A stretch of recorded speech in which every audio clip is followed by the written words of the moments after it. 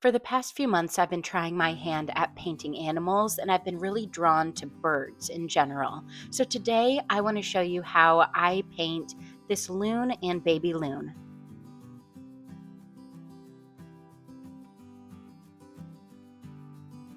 Like with my other videos, I start by marking out the farthest points of this animal. And I left in all the parts where I erased and redrew so that you know I didn't get it right the first time. I found drawing on a vertical paper but a horizontal subject was challenging, but I wanted all of my little animal minis to be vertical. And I found the head and beak particularly difficult. You can see on this loon, its head is kind of flat on top and it is kind of big compared to the rest of the body. So I'm trying to make it like petite and cute, and I do have to adjust it a little bit. This is, like with all my other mini paintings, my second attempt at painting this. So I have another like practice one. And things that I really wanted to focus on were getting these beautiful contrasting black and white details on the mommy loon and making the baby loon not just fade into the mother and have them be distinct enough that you can tell what is baby and what is not baby. So I do that by making the baby a little bit more brown and fuzzy, and I really just, the loon is pretty inky black.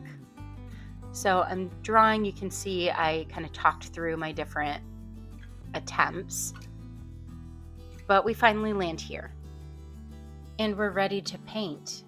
Once again, I'm using my Filbert brush from Princeton, and I do things a little out of order.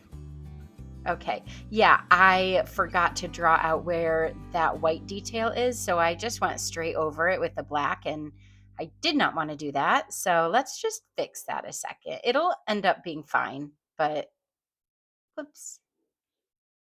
I'm not bothering erasing my pencil, number one, because it's just easier to see with video, and secondly, because the loon ends up really dark. This whole painting ends up pretty dark and moody, so all the pencil's going to get covered up. Want to make sure not to cover up that eye. Unlike my other bird paintings where the eye is black and the darkest part, this eye is red, so I want to leave that white to fill in later.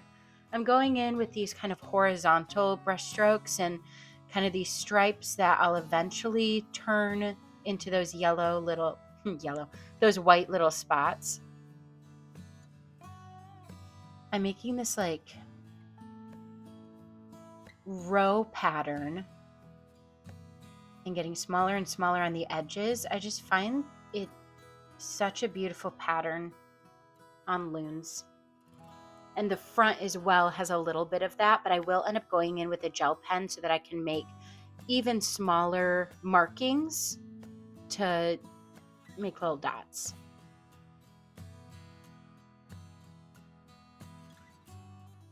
With this loon, the hardest part of the process, once again, was in drawing and getting the proportions the way I wanted them to be. A goal this year for me really is to practice my freehand drawing and to feel really confident with drawing skills. So, but if what you want to do at the end of the day is paint, then you should just find a picture you like and trace it. The watercolor police are not coming for you. Like if the drawing part is the part that's stopping you from trying out a painting like this, then remove that barrier. All right, I added a little bit of brown to the loon color for this baby. I'm using a smaller brush this time instead of the Filbert and kind of going in these circular patterns to get a little bit more fluff vibes instead of this sleek kind of loon vibes. The first time I did this painting, maybe I'll add a picture right here. The first time I did this painting, I kept going bigger with the baby head and it got like very fuzzy. like too fuzzy. So I tried to be more careful here.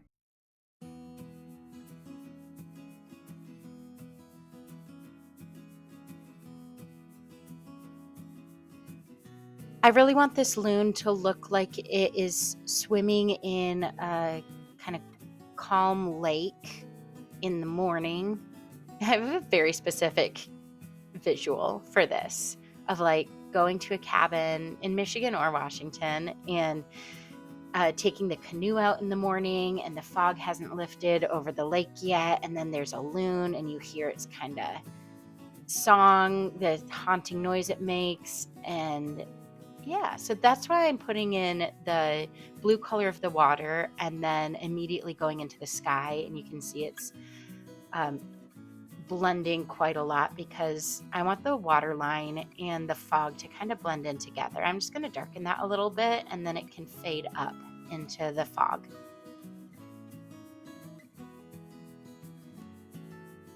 I was worried that maybe with this blue color everything would be too dark, but I think it dries light enough that it doesn't kind of take away from the loon. And I add some ripples with my gel pen later to kind of lighten the water. Okay, now I'm going in with my gel pen to define some of these white areas of the loon. I'm making these tiny little dots of, I was going to say his foliage. That's not right. Hold on. I'm going to do some research. Be right back.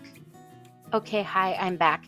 I was thinking of the word plumage, so it's not that crazy that I was thinking foliage. Okay, here's what I learned about loons.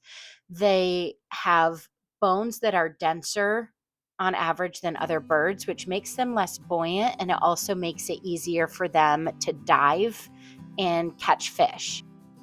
I also learned that in the summer, with their breeding plumage, they have this checkered, iridescent black feathers and red eyes, and the markings around its neck is called the necklace. And they can also have white under their chin, which is called a chin strap, but I didn't include that in this painting. I just think loons are some of the prettiest birds out there. I don't understand why they need to be so pretty, but I'm happy about it. Also, their feathers are hydrophobic, which means they repel water. And so you can see pictures of interesting beading of water on their feathers because it doesn't soak in, which makes sense. And I think is pretty common for most water birds. Like with my other paintings, these birds kind of look like demons until I can finish their eyes. But I am waiting. So I'm going to add in some darker kind of ripples with my really thin liner brush. I learned that loon eyes are red only in the summer months, which makes people believe that it must aid somehow in finding a mate. And also it helps with hunting because their red eyes act as a filter and enhance the contrast underwater. So that makes sense. And one of my final steps here is using my gel pen to add some soft little ripples around the loon. I'm not wanting it to be super rough waves, but it's just kind of moving the water. Nice and serene. I still think the mom loon looks like a demon, so I'm adding that tiny dot, and now I just feel like that puts it all together.